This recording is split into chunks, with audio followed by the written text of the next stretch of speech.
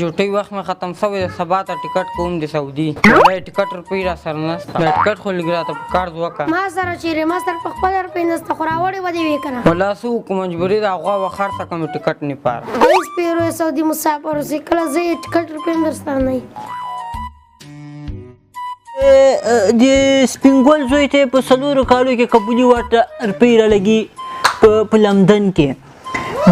د صلاح خان زوی هغه ته لاړو څو ته فرانسې ته فرانسې ته لاړو زوی ته پلار ته 15 لک روپۍ راوختې په ارزان قیمت کې ښه کور ځان ته پې جوړ کړو د تا زوی چې دا خو تا لندن غوندې جګې ده په لندن کې دا خامخا لوپرۍ ته یې لاس اچولی دی ورپسې څوک واچوه ورپسې وګورځې که دا څنګه کپولي ده چې دا تم کالې ده تا ته وایي چې ما کپولي نه رسوي روپۍ ته نه پټوي دا بېلارې سوی ده په دې باندې ښه پوره شاک پکار ده دا سخت بېلارې سوی ده دې خامخا لوپرۍ ته یې لاس اچولی دی ورپسې څوک واچوه ته ته روپۍ ولې نه رالګي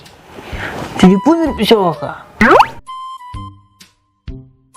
آبا ښې جوړې نه ولا 15 ګیمه مې ویلي دوه کوه کار نه جوړېږي سبا ته مې 14 ګیم ده داسې یې وویله په خیر باندې پړسولي دي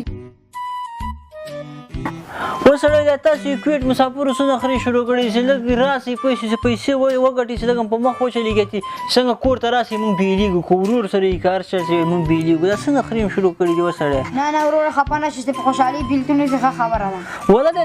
تاسو مشوره سره کړې ده ټولو که څنګه چې کوم یو راځي د کویټ مسافر چې راسي کور کې ورونو سره بیل شي چې کوم یو راسي بیل شي دا څه نخرې شروع کړي هغه ورور هغه مو ولېږي کار راته جوړ کړي پوه شو تاسې بیا دا نخرې کوئ نه وروره خفه کېږي به نه دومره زړه موږ نشته په دا 10 کالو کې دومره روپۍ نه یې ګټلې بیا چې دا کله چې بیل شي بیا لاړ شي په 15 میاشتو کې دومره روپۍ وګټئ څه ګوته خو درکې شته سپین به وایي پوه شوې خو دا موږ هم خدای وساتي دا یې بیل نه دی بیل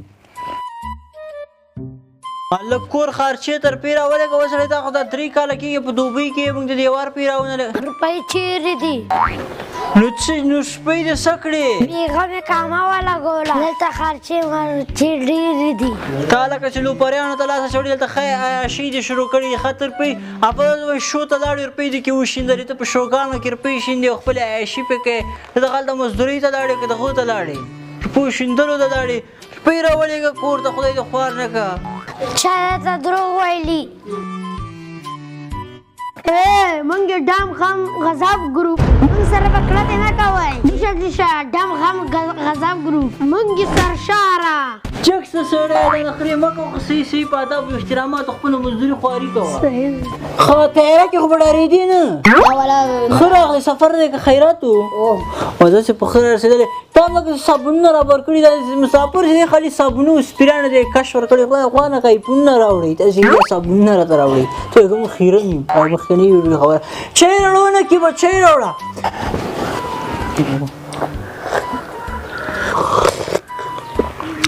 دا څومره خوندور شی ده دا چېرته و دا خو مې ولا دی ښه چای راوړی ده پوه شوې شباب چای راوړی ده ډېر ښه چای ده ادرس یې نه لري ډېر خوندور چای ده